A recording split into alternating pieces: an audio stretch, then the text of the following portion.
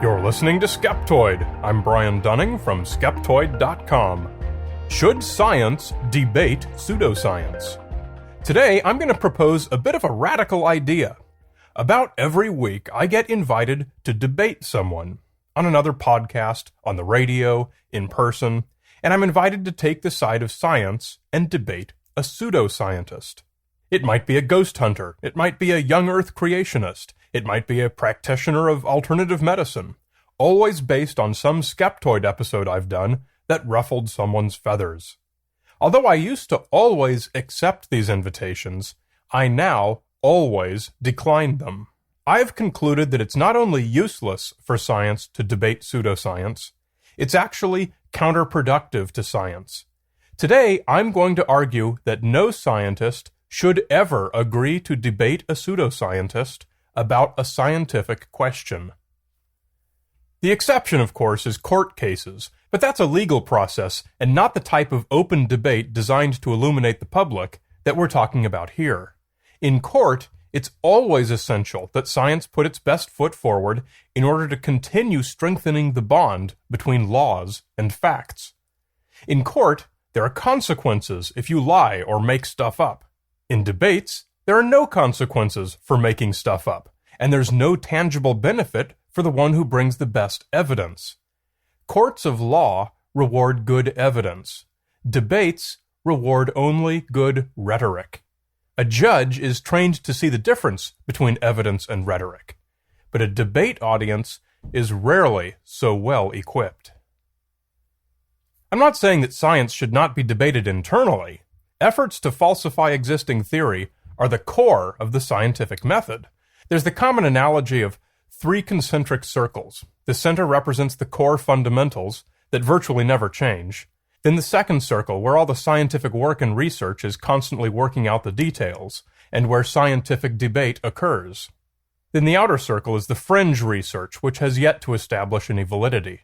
While scientific debate advances the process of examining and refining the second circle, pseudoscientific debate seeks to throw out the established core fundamentals and replace them with a different set of fundamentals that have never gone through any kind of scientific development.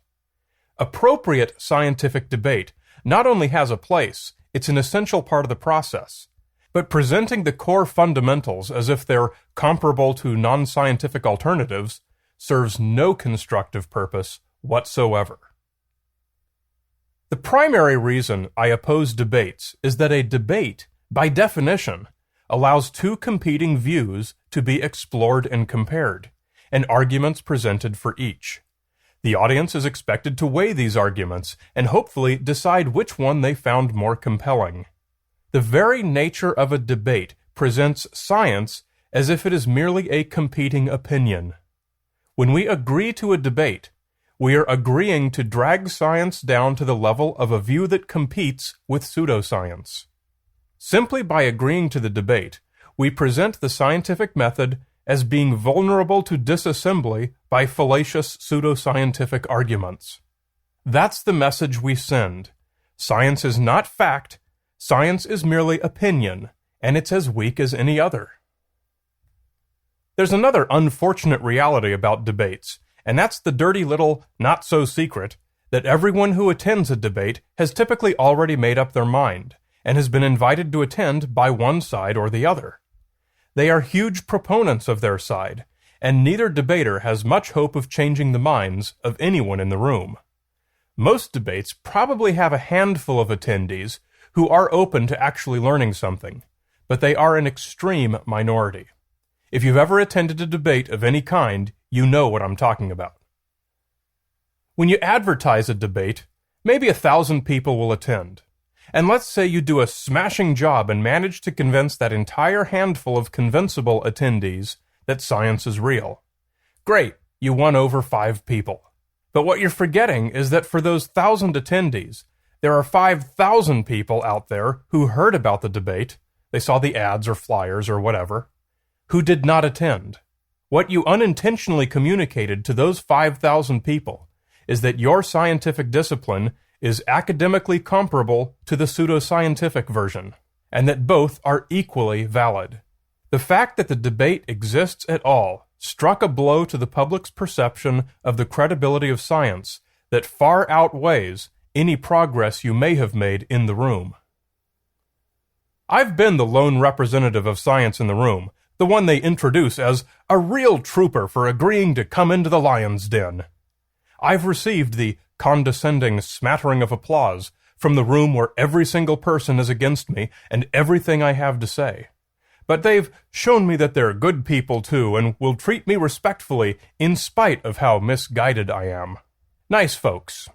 And then I'd walk back to my car, and every time I'd say to myself, that was a friggin' ridiculous waste of time. And I guarantee that their write-up of the event in their newsletter would say, I was a nice guy, I was a real trooper to come and talk, and they probably planted within me a seed that would eventually bloom into full-blown science denial. And they'd love to have me back someday to see how that seed has germinated.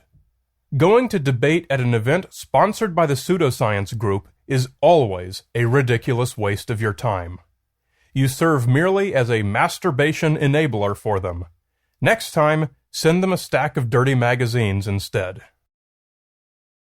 It has been argued that scientists have a huge advantage in debates because we have the facts on our side. Well, so we do. But that's not an advantage at all. Rather, it's a limitation. The audience members who are not scientists can rarely discriminate between facts and pseudo-facts. The pseudoscientist guy has an unlimited supply of sources and claims and validations. He can say whatever he wants. If compelling rhetoric would benefit from any given argument, he can always make that argument. Pseudosciences have typically been designed around compelling rhetorical arguments. The facts of science, on the other hand, rarely happen to coincide with the best possible logic argument. Having the facts on your side is not an advantage, it's a limitation, and it's a limitation that's very dangerous to the cause of science, should you throw it onto the debate floor. It has also been argued that scientists should debate pseudoscience because if we don't, we allow them to have an unchallenged platform, and the only voice being heard is theirs. I don't buy this argument at all. Not holding a debate doesn't silence us any more than it silences them. Both retain the same unchallenged platforms that both have always enjoyed. We have free speech in our society, and anyone who wants to will always have a voice, whether we choose to hold a debate or not. What's important is the quality and reach of our voice. I say that science communication should be its own one-way platform. We're the ones who should be refusing to give the pseudoscientists an apparently equal voice by agreeing to debate them. Science benefits the public. Pseudoscience harms the public. We should be doing all we can to promote good science communication, and to refuse to admit the voice of pseudoscience at every opportunity. They have their free speech already. We don't need to be turbocharging it for them by letting them leech off the credibility we've earned. I've heard another argument in favor of debating, and that's that when you win, reporters will trumpet that result to a much wider audience. Well, that's an awfully gutsy roll of the dice you're making. Who is this reporter? What makes you so sure he's going to think your position is the stronger? And consider that it's going to be yet another article contributing to the false perception that science and pseudoscience represent two equally valid, debatable perspectives. I say, take any energies you might be inclined to devote toward preparing for a debate, and instead devote that time to prepare a one-way science presentation that will amaze and enlighten without any polluted cargo of pseudoscience being delivered alongside. It is not cowardly to protect the delivery of valuable information. No doubt this episode of Skeptoid will be laughed at by the purveyors of nonsense, saying that I'm advising science to tuck its tail between its legs and run because we know we can't win any debates, because we've discovered that magical thinking is in fact real and stronger than science. You may well receive this same criticism when you decline a debate. Don't worry about it. Don't feed the trolls. Let the schoolyard bully tease and taunt. You have better things to do than to engage him.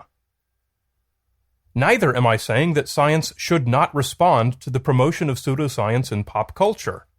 Absolutely we should. My point is that debates are the wrong way to do it. We should write articles like Simon Singh's. We should inject good science into the media through projects like the Science and Entertainment Exchange. We should continue to produce high-quality content like podcasts, videos, and TV shows that appeal to a broad audience with entertaining content and that deliver powerful doses of science education and critical thinking skills, and that never open the door a crack to the contamination of pseudoscience. These are the ways to effectively impact society positively. So to all of you debaters out there, you may agree with some of my points, or you may disagree with all of them. But like I always say, whether I'm right or wrong makes no difference. What matters is that you're thinking about all these questions. Don't accept any invitation to debate before you consider all of its implications. Science should be taught as fact, not offered as an alternative opinion in a debate.